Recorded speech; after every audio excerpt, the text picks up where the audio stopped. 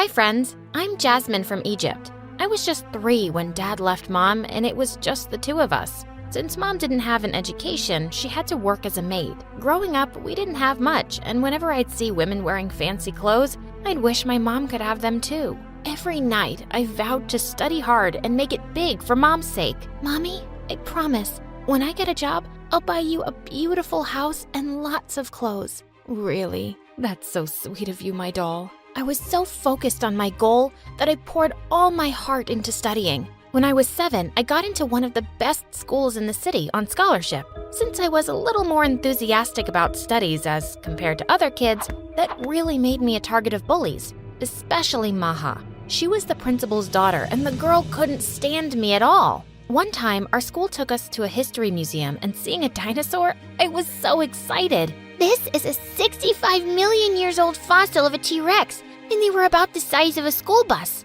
Isn't that cool? Fine, Miss Know-It-All. You don't need to brag about it.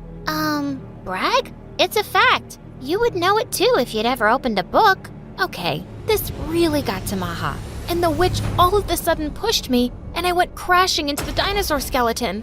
It was a mess. Maha accused me of crashing into the skeleton on purpose, and I kept telling the teacher that she was lying. In the end, Mom was called, and when asked to pay the damages, she went mad. Pay damages? For some bones? Who do you think I am? I am a maid. Where do you expect me to get all this money from? Hearing her, all of the kids started laughing, and I felt my ears burn.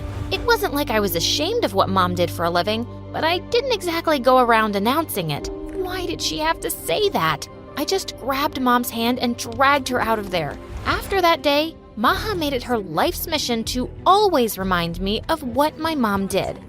Hey, Jasmine, you missed a spot here. Jasmine, pick up the trash. Oh, Jasmine, how about helping the janitor? The girl was constantly on my nerves, and though I really wanted to punch her in the jaw, I had to ignore her. I was on a scholarship, and I couldn't ruin my chances. So every day, just to avoid Maha, I would go out to the school's park and sit on a swing to have lunch. It sort of became a ritual, and I loved the alone time. One time, when I was in 8th grade, I went to the park and saw a girl my age on my favorite swing. It was Azra. She was a new student, and we were both in the same class. Everything was fine until she stood on the swing. You idiot! You stood on it with shoes! One shoe has like 421,000 units of bacteria. So many! Come on, Jasmine. I know you're making it up, aren't you? Making it up? I read it in a science magazine, duh. Oh, yeah, got it. So, about the swing, I don't see any germs. Well, come on, let's swing together. By the way, I came to ask you if we could study together. Why would I do that? As you said, I am already good at it, and you are not. Makes no sense to waste my time. Wow, you are mean. But you do have a point. It's good I don't give up easily. Saying that, Azra walked away, and I wondered what she meant. Well, I found out what she meant the next day. The girl was always around me. In the class, in the cafeteria, in the school's park, and even the bathroom. I was so annoyed at her that I just wanted to get away from her. But right at the exit, I bumped into someone. It was Maha. I am so... Look where you're going. Ew. I can't believe you touched me. Your uniform? It's so dirty. Your mom can clean others' clothes and not yours? How dare she? And then the words just blurted out of my mouth. Maha, if you're gonna act like a turd, go lay in the yard. What? What did you just say? Now even Maha's minion started laughing, and boy, she looked furious. Just then Azra spoke. Better get your ears checked, Maha. You're losing your touch. Oh, really? Says the dumbest girl in class. Call me dumb one more time, and I'll introduce my foot to your butt. Got that? Maha glared at Azra, and just when I thought they'd get into a fight, a teacher entered the bathroom and everyone pretended like nothing happened. But the entire incident left me stunned because no one had ever stood up for me before. Like, ever. And Azra was the first person to do so. Later that day, when I was going home, Azra ran to me. So, fine, I'll help you. Be in the library daily at lunchtime. Yes, I knew it. I know, I have this charisma. I kind of grow on people. Gosh, I really need to get my act together. Mom says she'll get me married off if I don't do well in my studies. Can you imagine? While Azra kept talking and talking, I walked away. As I started studying with Azra, I learned that she wasn't exactly the brightest crayon in the box. Like one time, we had to do a history presentation, and Azra told me to leave it to her. We ended up explaining about the Berlin Wall, except that the wall was in China and built to keep the Mongols out. When I asked why she made such a huge mistake, she was so chill about it. So what? Both were walls and really famous ones. Oh God, what had I gotten myself into? There was this one time when we were having swimming lessons, and Azra thought it would be really fun to throw some yellow food coloring in the water and scream that someone had peed in it. Well, we both ended up in detention, and we were caught yellow-handed, because the food coloring was all over our hands. Though it annoyed me how much trouble Azra was, I had to accept the girl was fun. Soon we became best buddies. We were total opposites, but like a puzzle, we were a perfect fit. I helped Azra with her studies, and she helped me by actually showing me how to have fun. I did my first cliff dive with Azra. She gave me my first makeover, which was really bad, and I looked like a clown. Azra was not just fun, but so compassionate. Every day while going home, she had this habit of feeding stray cats her lunch. This was something common in both of us. We both loved animals. You know, Jasmine, when I grow up, I'll open a pet salon. It's gonna be so fun. Pet salon? It's not even a thing. I'll make it a thing, and you know what? I'm gonna name it Azra and Jasmine's Pet Salon. The girl lived in her own little world, and I loved her. One time, we were in the queue getting lunch, and Maha came in the front and shoved us to the back. I'll teach her a lesson. Let it go, Azra. She's a brat. Yeah, brats need to be taught a lesson. Saying that, Azra threw her juice box and it hit Maha on the head. And when she turned, Azra gave her the most innocent smile ever. I am so sorry, Maha. That was a total mistake. What? A mistake? My hair extensions. Do you even know how much these cost? No, I don't, 'cause I have my own hair. I could see Maha boiling with anger, and before things could get ugly, I wanted to be out of there, so I grabbed Azra. Come on, Azra, let's go. But right when we were at the door, Maha threw a handful of mashed potatoes at Azra, which hit the girl behind her. And then an epic food fight broke loose. It was chaos. I felt like I was in the jungle and all the wild animals were fighting around me. Things got pretty crazy. All three of us were taken to the principal's office, and just as I expected, Maha got off the hook and she started crying in front of her mom. And in the end, only I was punished. My punishment was to clean the school's toilet for a month. What? That is so unfair. You didn't even do anything. Come on, let's confront that woman. Just leave it, Azra. It's easy for rich kids. They get off the hook everywhere. And people like me are just left behind to suffer. Just stay away from me. Although Azra apologized like a million times, I didn't want to talk to her. It wasn't her fault, but I felt like she was another privileged princess who got out of trouble. Every day I had to clean the bathroom, and Maha was really having fun seeing me miserable. One day when I entered the bathroom, I was shocked to see my name all over it. Try cleaning this. Wrote it especially with a Sharpie, for you. That was it. I had enough of that witch, so I slapped her hard. The witch looked at me like she'd kill me, but right then, someone grabbed and shoved her out of the bathroom. It was Azra. How dare you touch me? I told you, my extensions are expensive.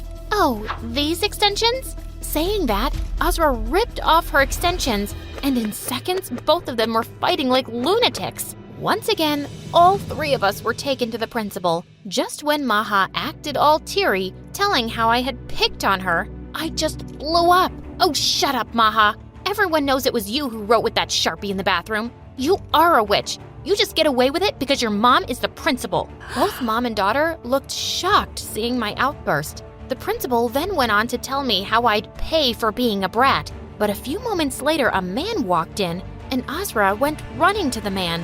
What happened next left me shocked. Turned out, Azra's dad was the school district superintendent. Azra had told him about the principal's impartial behavior towards me. Well, Maha was expelled, and her mom was reported to the school board and later terminated from the job. They both totally deserved it. After Maha was gone, there was peace. After graduation, I started working as a software engineer at a very big company, and I was doing well. I was finally able to get Mom a lovely house, and things were good. As for Azra, she did pass high school but couldn't get into college, and her mom was always after her to get married. One day, Azra and I went out for coffee, and she looked worried and told me how her mom had set her up on a date with a total stranger. I haven't even seen the guy.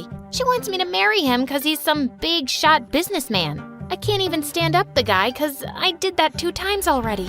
I was wondering, can you perhaps do me a teeny weeny little favor? No, I'm not marrying him for you. No, dummy. Just go on the date and act weird. Just blow him off. I would have done it myself, but I have a very important meeting tomorrow. I wanted to say no, but she looked at me with those puppy dog eyes. And how could I say no to that? So the next day, I was in a fancy restaurant waiting, and when the guy didn't show up, I was furious. I was about to leave, but I heard a deep voice. You must be Azra. I am really sorry for being late. The moment I saw him, my jaw fell because the guy happened to be none other than Zaid, the owner of the company I worked for. Phew, he didn't recognize me because he had thousands of employees. I gotta leave because I just remembered something.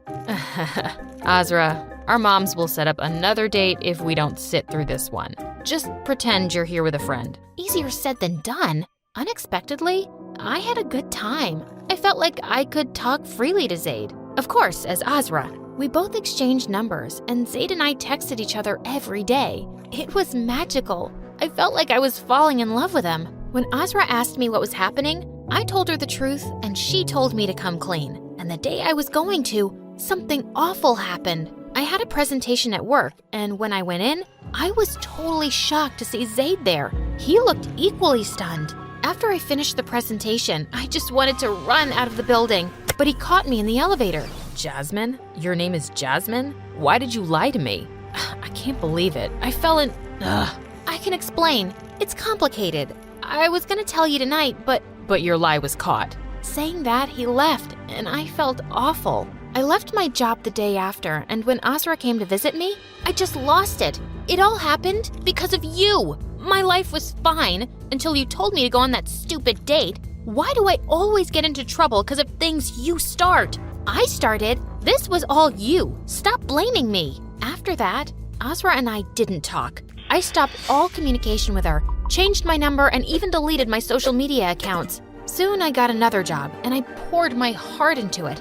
I remembered the promise I made to myself all those years ago. I couldn't let one setback slow me down. In a couple of years, I performed so well and eventually became a big manager in the company I worked in. Mom was so proud of me, but I often wondered what it would be like to share my happiness with Azra. I missed her so much. One day, I was checking my emails, and I was surprised to see an invitation from Azra. She was having a launch for her business and wanted me to join. Though I was unsure, Mom forced me to go. When I reached the place, I was totally blown away. Azra had finally opened her very own pet salon. It was Azra and Jasmine's pet salon. So, what do you think, bestie? How did I do? Azra? How? When did this happen? It's amazing. Then she told me how she had a business meeting for the salon the day I went out with Zaid in her place. I just had tears in my eyes. She did it. Jasmine, I missed you. Making all this happen wasn't that fun without you. I missed you too. You're my best friend in the whole wide world. I don't ever want to fight with you. You're my soulmate. We fight. That's who we are. And speaking of soulmate, there's someone here to see you. When I looked, I was shocked to see Zaid. He looked a bit nervous, and then I was the one to speak first. And then he ran to me and hugged me so tight and whispered in my ear that he loved me. And I couldn't hold my tears. And I whispered back, I love you too. And that's the day I learned that if you work hard and never stop pursuing your goals, the universe will give you what you want.